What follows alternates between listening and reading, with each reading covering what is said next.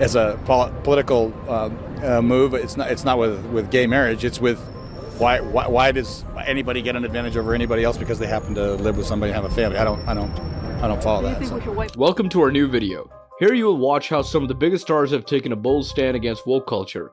So have you ever wondered what happens when the most influential celebrities dare to challenge Hollywood's seemingly untouchable woke culture? The last thing I like to watch is entertainers or actors get political. It's just something I can't stand watching. Before we dive in, don't forget to subscribe, like, and hit the bell button for more hot stories like this. Kurt Russell, the classic actor, hasn't just won the hearts of movie lovers worldwide with his badass roles, but also with his charismatic good looks. Russell has made headlines for his outspoken rejection of woke ideologies in his films, which explains his reduced appearances in major productions.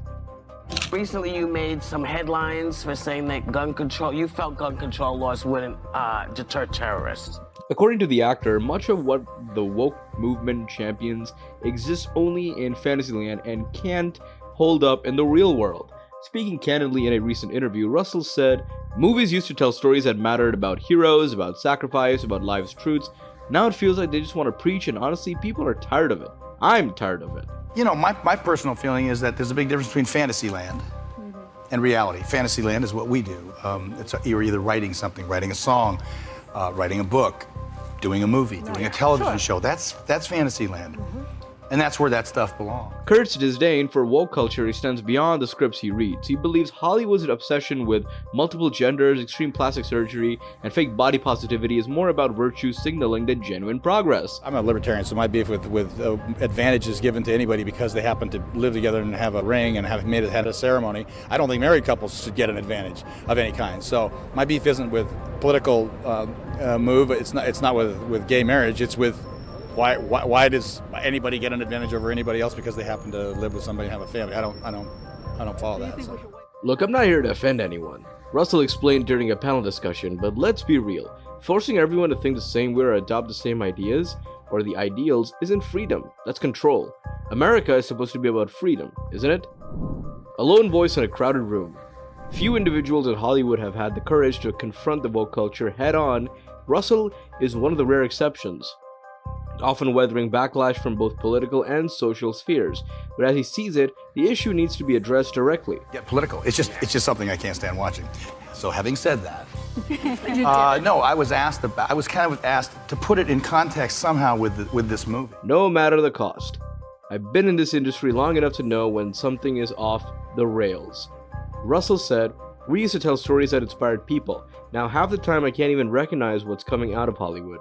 His unapologetic stance hasn't gone unnoticed, of course, by his peers or by major studios. There are rumors that Disney, a company Russell has worked with for decades, might be severing ties with the actor.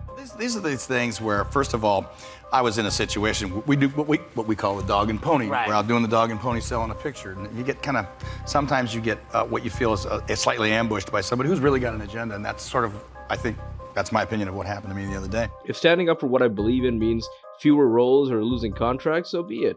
He declared in his recent interview, "I don't want to be part of a system that silences people just because their ideas don't align with the narrative." I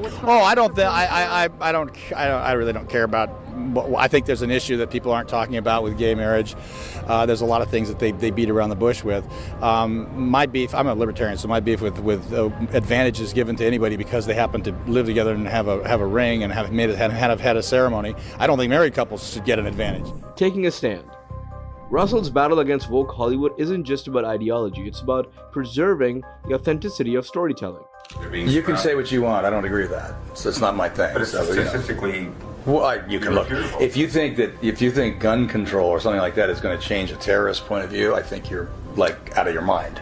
I think anybody is. I think it's absolutely insane. His movie roles, often those of anti-heroes with strict moral codes, mirror his off-screen persona. From Escape from New York to The Thing, Russell has always been a character who doesn't back down from a fight. Oh, but they've killed others that way, haven't they? Yeah. Yeah. So what are you gonna do? Outlaw everything?